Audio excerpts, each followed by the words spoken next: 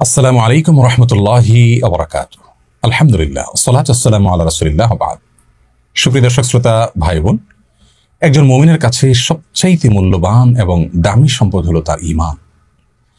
ঈমান যদি কেউ ঈমান বিধ্বংসী বিষয়সমূহ থেকে অক্ষত রেখে, অক্ষুণ্ণ রেখে, নিরাপদে রেখে, হেফাজতে রেখে, সংরক্ষিত রেখে দুনিয়া থেকে যেতে পারেন, আল্লাহ রাব্বুল আলামিনের সাথে সাক্ষাৎ করতে পারেন, তাহলে তিনি হবেন চূড়ান্তভাবে সফল কাম এবং শেষ হাসি তিনিই হাসবেন ইনশাআল্লাহ তাআলা।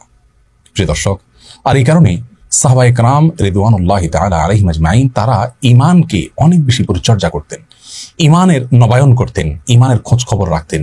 ঈমান কিসে আসে, কিসে যায়, কখন ভাঙে, কখন কোন কথা ঈমান নষ্ট হয়, কোন আচরণে ঈমান ভঙ্গ হয়ে যায়, সে বিষয়ে তারা অনেক বেশি সতর্ক থাকতেন। সহিহ মুসলিমে বর্ণিত হাদিসে আমরা জানি যে বিখ্যাত সাহাবী হানজালা রাদিয়াল্লাহু তাআলা আনহু তিনি একবার নবী সাল্লাল্লাহু আলাইহি সাল্লামের দরবারের দিকে দৌড়াতে দৌড়াতে যাচ্ছিলেন আর বলছিলেন, নাফাকা হানজালা, হানজালা মুনাফিক হয়ে গেছে। তিনি মনে করছিলেন যে প্রিয় নবীর দরবারে থাকা অবস্থায়, তার মজলিসে বসা অবস্থায় তার যে ঈমানের অবস্থা থাকে, বাসা বাড়িতে গেলে, কর্মক্ষেত্রে গেলে আল্লাহকে সেভাবে স্মরণে থাকে না। তিনি ভাবছিলেন যে এর কারণে তার ঈমান চলে গেল কিনা।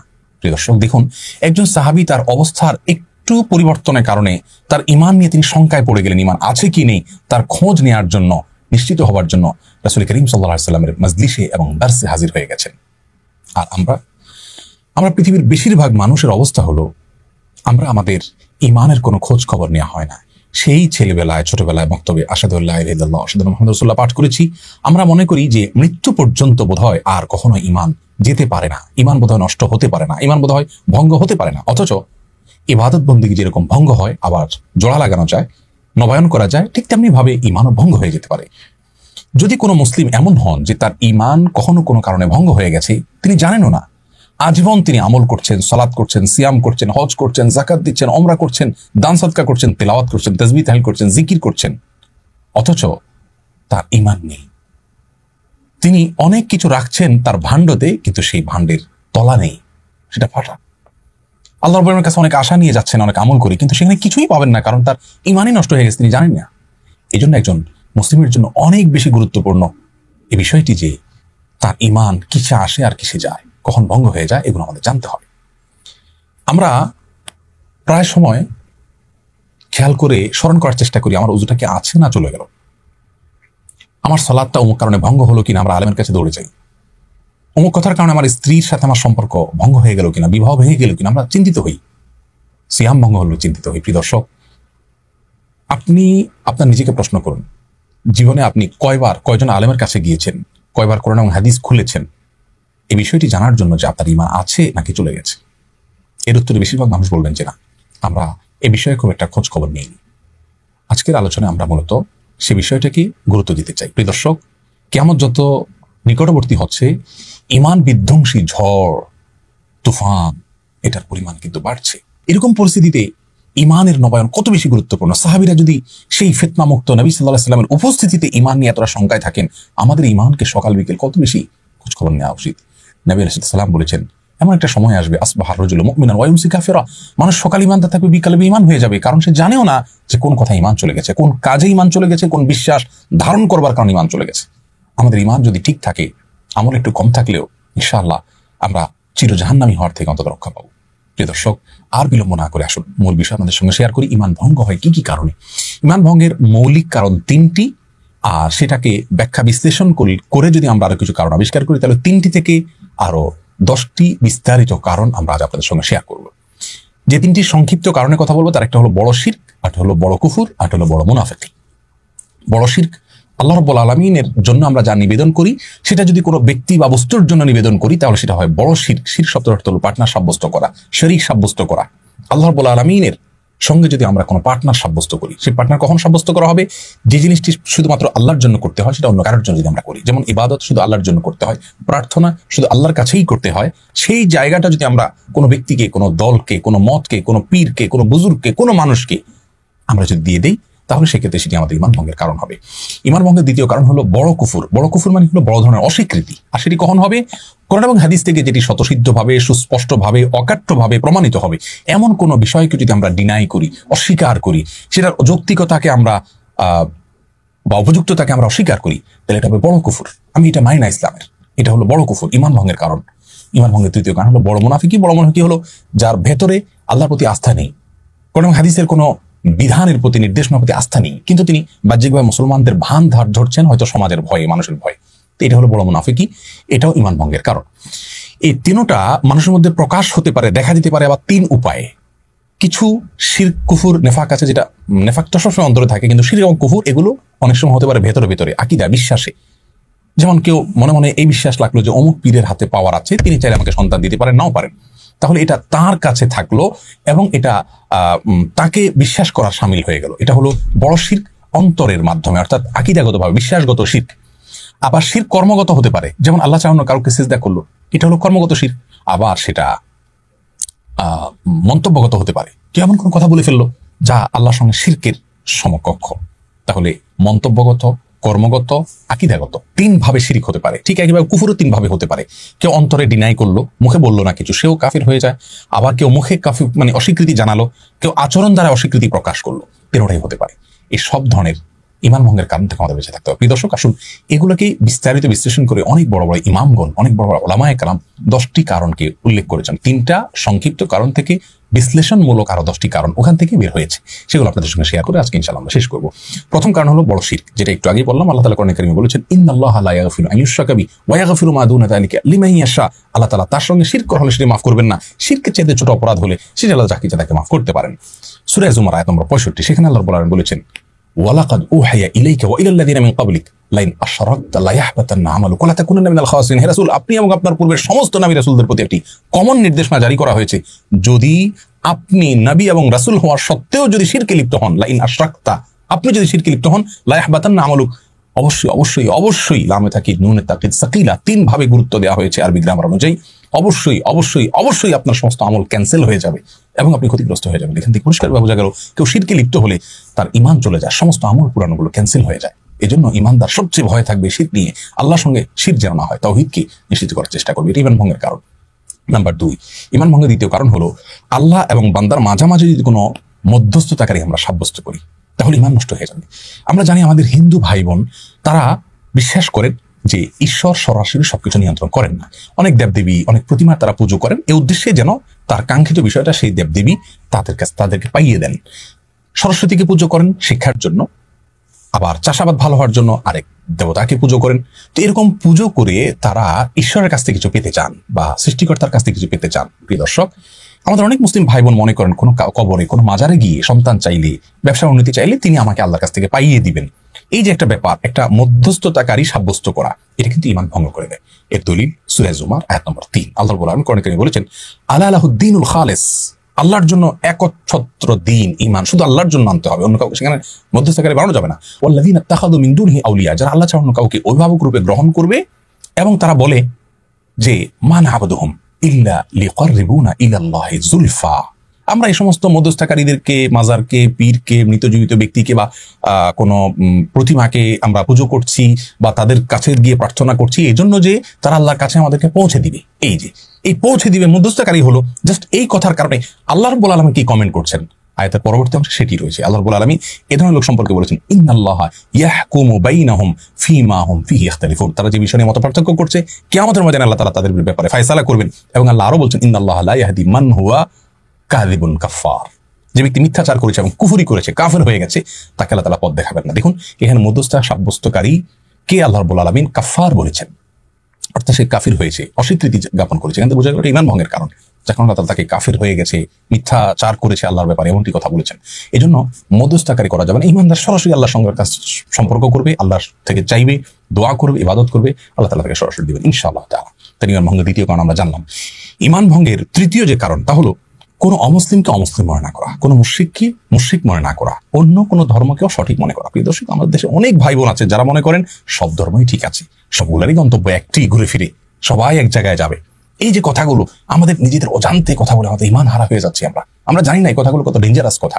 প্রিয় দর্শক, যেই ব্যক্তি আমার সৃষ্টিকর্তার অস্তিত্বকে অস্বীকার করে, তার ব্যাপারে আমি উদার হতে পারি, সহাবস্থান করতে পারি। যারা অমুসলিম তাদের সঙ্গে সদাচরণ করতে আল্লাহ তোমাদেরকে নিষেধ করেন না, যদি তারা তোমাদের উপরে যুদ্ধ চাপিয়ে না দেয়।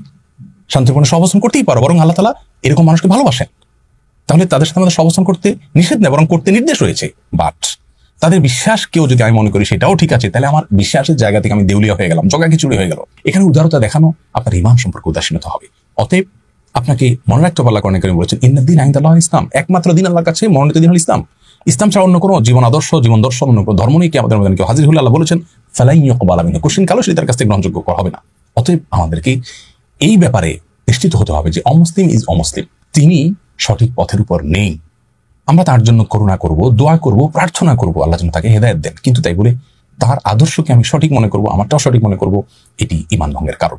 এ সম্পর্কেও আমরা জানি কোরআন কারীমে আল্লাহ বলেছেন যে ওমাই ইয়াকফুর বিত-তাগুত ওয়া ইউমিন বিল্লাহ ফাকাদ ইসতামসাকা বিল উরওয়াতিল উসকা, যে ব্যক্তি আগে আল্লাহ ছাড়া অন্য যত উপাস্য আছে, যত ধর্ম ইজম আছে, এগুলোকে যে ব্যক্তি আগে অস্বীকার করবে, এরপর আল্লাহর প্রতি ঈমান আনবে, সেই কিন্তু মজবুত হাতলকে ধরল, অর্থাৎ সেই ঈমান আনলো।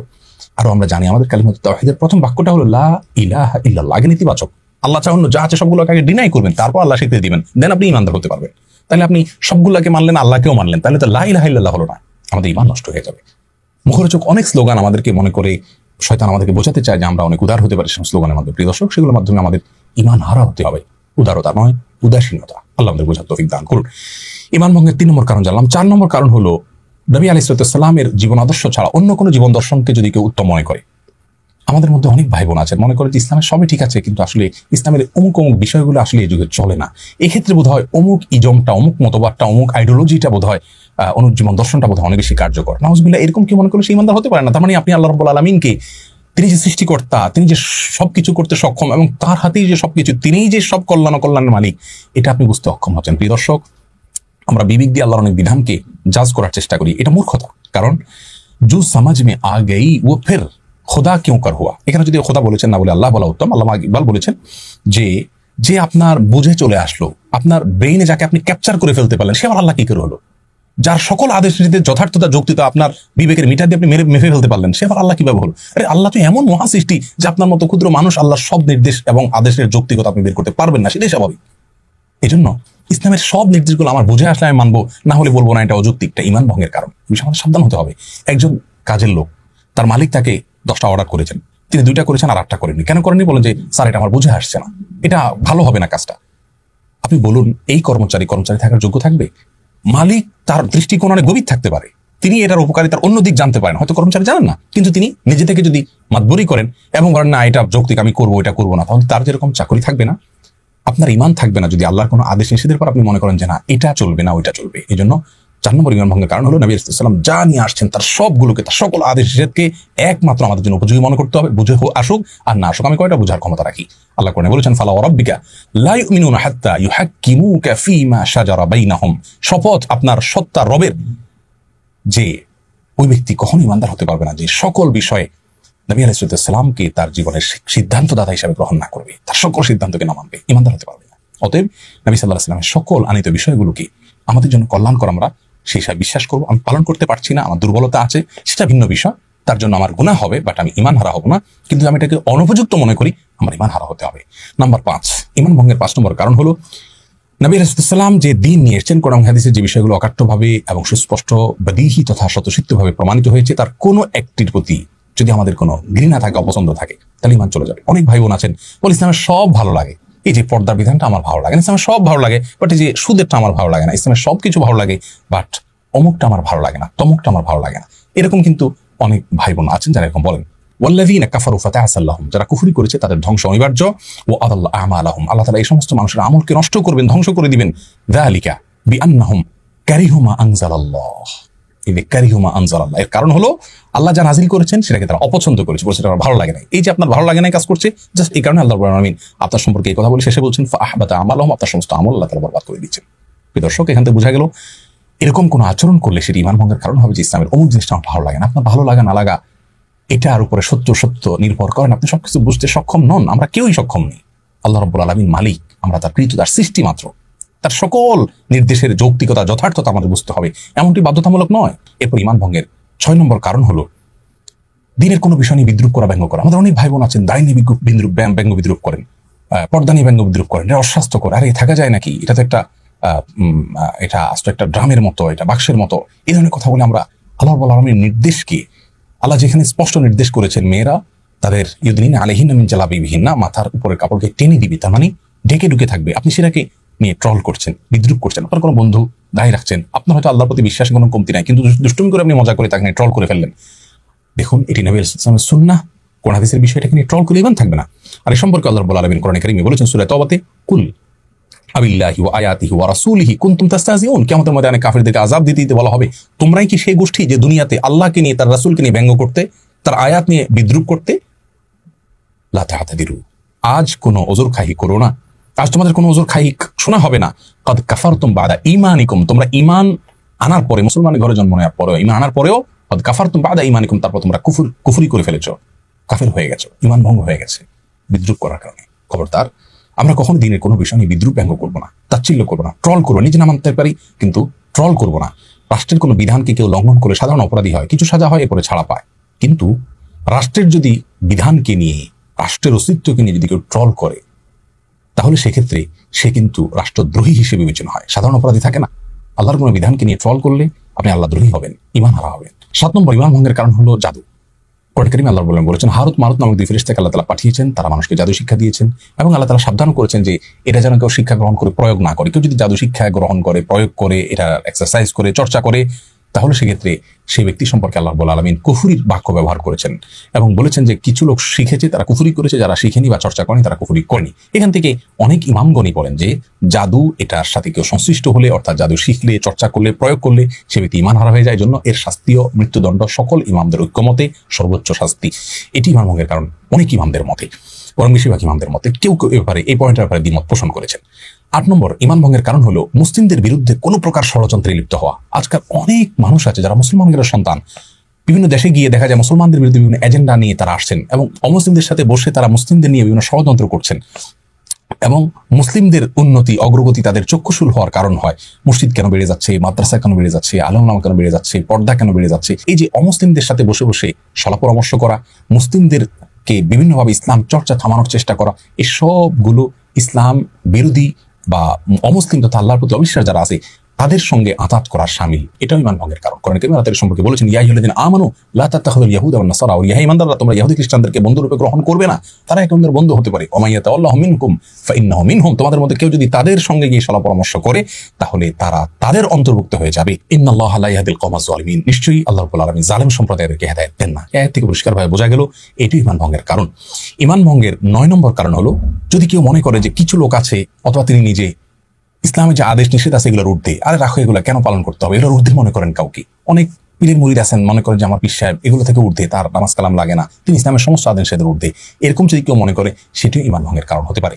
10 নম্বর ঈমান ভঙ্গের কারণ হলো যদি কেউ তার আচার আচরণে, কাজে, কর্মে সার্বিকভাবে ইসলাম থেকে নিজেকে ধুয়ে মুছে আলোক করে ফেলে, তার জীবনে কোনো ইসলামের ছিটে ফোঁটা পর্যন্ত নাই, না নামাজ পড়ে, না রোজা রাখে, না হজ করে, না জাকাত দেয়, না টুপি পরে, না আল্লাহ বলে, না রাসূল বলে, না কোরআনের কথা বলে, না হাদিসের কথা বলে, তার জীবন আচারের মধ্যে ইসলামের কোনো লেশ মাত্র নাই, এরকম বহু মানুষ কিন্তু আমাদের সমাজে আছে। নামে মুসলিম কিন্তু ওনার ভিতরে কখনো না জুমা পড়ে, না ঈদের নামাজ পড়ে, না কোরবানি করে, না রোজা রাখে, কিচ্ছু নাই, ইসলামের কোনো কিচ্ছু নেই। এই ব্যক্তির এই আচরণটাও ঈমান ভঙ্গের কারণ। কারণ এই যে বিমুখ হয়ে যাওয়া, সম্পূর্ণরূপে ধুয়ে মুছে নিজেকে আলাদা করে ফেলা, এটা পরিষ্কারভাবে কিন্তু কুফরি, এটা কিন্তু অস্বীকৃতি। আল্লাহকে স্বীকার করলে কিছু না কিছু ক্ষেত্রে তার প্রকাশ ঘটার কথা। এ সম্পর্কে কোরআন কারীমে একটি আয়াত আমরা দেখতে পাই, আল্লাহ ইরশাদ করেছেন, ওয়ামান আযলামু মিম্মান যুক্কিরা বিআয়াতি রাব্বিহি, যে ব্যক্তির কাছে তার রবের আয়াত এবং নিদর্শন সমূহ এগুলো তাকে স্মরণ করিয়ে দেওয়া হলো, ফাআরাদা আনহা, এরপর সেখান থেকে বিমুখ হয়ে গেল, এগুলোকে সে পাত্তা দিল না, ডিনাই করলো না, গায়ে মাখলো না, ইন্না মিনাল মুজরিমিনা মুনতাকিমুন, আমি এই ধরনের অবাধ্যদের কাছ থেকে প্রতিশোধ গ্রহণ করবো আল্লাহ বলছে। প্রিয় দর্শক, এই ধরনের কথা, প্রতিশোধ গ্রহণ করার কথা কুফরি বা কাফের হওয়া ছাড়া আল্লাহ তাআলা বলেন না সচরাচর। অতএব বোঝা গেল এটি ঈমান ভঙ্গের কারণ। এক নজর আবার বলে দিচ্ছি ঈমান ভঙ্গের কারণ সমূহ। 1 নম্বর শিরক করা, 2 নম্বর হলো আল্লাহ এবং বান্দার মধ্যে বা ওদের ক্ষেত্রে কোনো মধ্যস্থতাকারী সাব্যস্ত করা, আর 3 নম্বর হলো আল্লাহ রাব্বুল আলামিনের নির্দেশকে যারা লঙ্ঘন করে বা ঈমান আনে না, অমুসলিম, তাদেরকে অমুসলিম বর্ণনা করা, তাদেরকেও সঠিক মনে করা। 4 নম্বর হলো আল্লাহ নবী সাল্লাল্লাহু আলাইহি ওয়াসাল্লাম আনিত দ্বীনের চাইতে কোনো আইডিওলজিকে, কোনো জীবন দর্শনকে উত্তম মনে করা। 5 নম্বর হলো নবী সাল্লাল্লাহু আলাইহি ওয়াসাল্লামের আনিত কোনো দিনকে, দিনের কোনো বিষয়কে কেউ যদি অপছন্দ করে, তার ভালো না লাগা কাজ করে তথাকথিত, তাহলে সেটি ঈমান ভঙ্গের কারণ হবে। 6 নম্বর হলো দিনের কোনো বিষয় যদি কেউ বিদ্রুপ করে, ব্যঙ্গ করে, ঠাট্টা করে সেটি। 7 নম্বর হলো যদি জাদু শিখে, চর্চা করে, প্রয়োগ করে সেটি। 8 নম্বর হলো মুসলিমদের বিরুদ্ধে যদি অমুসলিমদের সাথে গিয়ে ষড়যন্ত্র করে সেটি। এবং 9 নম্বর হলো কেউ যদি মনে করে যে সেই অথবা নির্দিষ্ট কিছু লোক তারা কোরআন হাদিসের এই সমস্ত আদেশ নিষেধের ধার ধারণা এগুলোর ঊর্ধ্বে তারা কোনো প্রয়োজন মনে না করে, অনাবশ্যক মনে করে সেটি। আর 10 নম্বর হলো দিন থেকে পরিপূর্ণরূপে তার কাজের মাধ্যমে বিমুখ হওয়া, সে কার্যতে কুফরি করছে, কোনো কিছুকেই দিনের ছিটেফোঁটা তার মধ্যে রাখছে না। এই সবগুলো ইমান ভঙ্গের কারণ। প্রিয় দর্শক, ইমান ভঙ্গের মৌলিক 3 কারণ এবং বিস্তারিত 10 কারণ, এগুলোকে অক্ষরে অক্ষরে রপ্ত করে আমাদের মধ্যে কখনো এগুলো লেশ চলে আসে কিনা আমরা সেটিকে যাচাই করে ফেলবো। আর ইতিমধ্যে যদি কেউ এরকম কোনো কারণের মধ্যে পড়ে থাকি, এক্ষুনি তওবা করে আল্লাহর কাছে লজ্জিত হয়ে মাপ চাইবো, নতুন জীবন করবো। ইনশাআল্লাহ আল্লাহ তাআলা পেছনের সমস্ত গুনাহ মাফ করে দিবেন এবং নতুন হিসেব আমার শুরু হবে, হালখাতা হয়ে যাবে। আল্লাহ রাব্বুল আলামিন আমাদের ইমানগুলোকে শত সহস্র ফিতনা, ধোঁয়াশা, বিভ্রান্তি এবং গুমরাহি, পথভ্রষ্ট হওয়ার মতো যে ইমান বিধ্বংসী ঝড়গুলো আসছে, এ সকল ঝড়ে, এক এক ঝড়ে কিছু মানুষ কাফের হয়ে যায়, বেঈমান হয়ে যায়। সকল ঝড়ে আমাদের ইমানকে ধরে রেখে, অক্ষত রেখে আল্লাহর সঙ্গে সাক্ষাৎ করার, আখিরাতে উপস্থিত হওয়ার তৌফিক আমাদের সকলকে দান করুন। সেই সাথে আহ্বান রাখছি, অনভিশনের সাথে আমরা আছি, আপনারাও থাকুন এবং অনন্য আয়োজনের সঙ্গে যুক্ত হয়ে কোরআন এবং হাদিস সম্পর্কে জানার চেষ্টা করুন। এটাকে প্রচার এবং প্রসার করতে আপনারা উদ্যোগী হন। জাযাকুমুল্লাহু খায়রা। আসসালামু আলাইকুম ওয়া রাহমাতুল্লাহি ওয়া বারাকাতুহু।